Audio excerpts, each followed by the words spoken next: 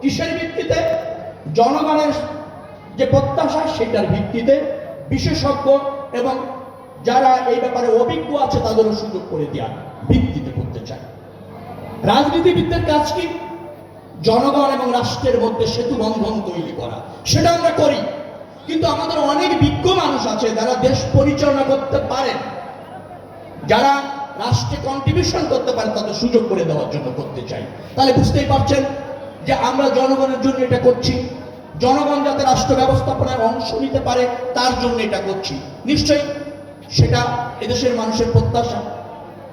Second হচ্ছে এক ক্ষমতার বিকেন্দ্রীকরণ। আমাদের বর্তমান যে শাসন বিভাগ অর্থাৎ সরকার, অর্থাৎ প্রধানমন্ত্রীর একক ক্ষমতা। আমরা চাই প্রধানমন্ত্রী রাষ্ট্রের 3টি বিভাগ, শাসন বিভাগ, বিচার বিভাগ, আইন বিভাগ স্বতন্ত্রভাবে ফাংশন করবে, সক্রিয়ভাবে ফাংশন করবে। এক বিভাগ আরেক বিভাগের উপর খবরদারি করবে না, সমন্বয় করবে, জনগণের স্বার্থ রক্ষা করবে, মানবিক বাংলাদেশ গঠন করবে।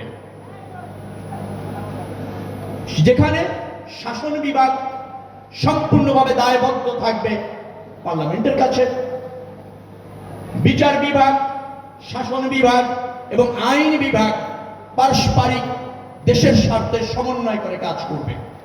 যার জন্য আমরা বলেছি যে আমাদের এই সাংবিধানিক সংস্কারগুলি আমরা করব। সংবিধিবদ্ধ প্রতিষ্ঠান, সাংবিধানিক প্রতিষ্ঠানগুলি স্বতন্ত্রভাবে ফাংশন করাতে প্রয়োজনে আমরা সংবিধান সংশোধন করব। আমরা বলেছি এক ব্যক্তি ক্ষমতায় থাকতে থাকতে স্বৈরশাসক হয়ে যায়, যেটা হাসিনা করেছিল 17 বছর।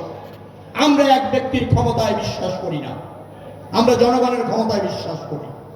আমরা বলেছি এক ব্যক্তি পরপর 2 বারের বেশি প্রধানমন্ত্রী হতে পারবেন না।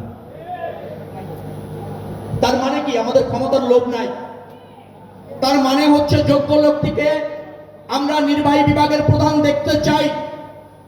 বিএনপি ক্ষমতা দখলের রাজনীতি করে না, ক্ষমতা উপভোগের রাজনীতি করে না, সেবার রাজনীতি করে, জনকল্যাণের রাজনীতি করে।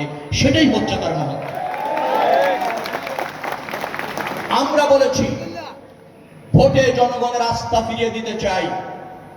আমরা এই জন্য সংবিধানে স্থায়ীভাবে দল নিরপেক্ষ তত্ত্বাবধায়ক সরকার প্রতিষ্ঠিত করব।